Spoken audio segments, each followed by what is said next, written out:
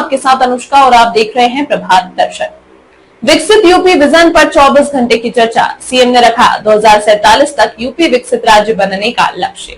उत्तर प्रदेश विधानसभा monsoon सत्र की शुरुआत से पहले मुख्यमंत्री योगी आदित्यनाथ ने विकसित यूपी विजन की रूपरेखा साझा की। यह आगामी 13 और 14 अगस्त को विधानमंडल में 24 घंटे तक बिना रुके चर्चा का विषय होगा, जिसमें सभी राजनीतिक दलों और जनता से सुझाव दिए जाएंगे।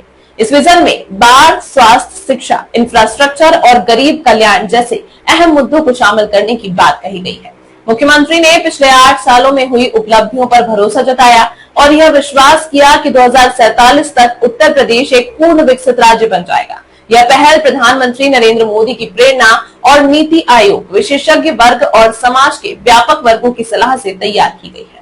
मुख्यमंत्री योगी आदित्यनाथ ने विधानसभा में विकसित यूपी विजन पर 24 घंटे की विशेष चर्चा की घोषणा की है।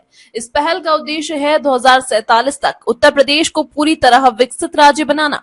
यह लक्ष्य भारत की स्वतंत्रता के 100 वर्ष पूरे होने पर निर्धारित किया गया है।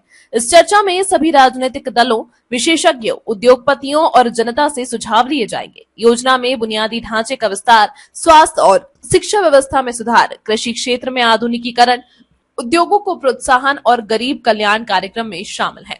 मुख्यमंत्री ने कहा कि पिछले 8 वर्षों में यूपी ने कानून व्यवस्था में सुधार, निवेश आकर्षित करने और आधारभूत सुविधाओं में बड़े बदलाव किए हैं। अब लक्ष्य है इन सुधारों को स्थायी बनाना और हर नागरिक को विकास का लाभ पहुंचाना। चर्चा के दौरान नीति आयोग, विश्व बैंक और अन्य राष्ट्रीय अंतर्राष्ट्रीय एजेंसियों के प्रतिनिधियों को भी आमंत्रित किया जाएगा।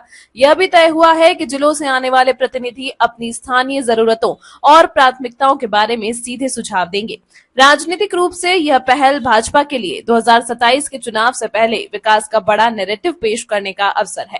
विपक्ष को भी इसमें शामिल होने का न्योता दिया गया है ताकि इसे सर्वदलीय विजन का रूप दिया जा सके।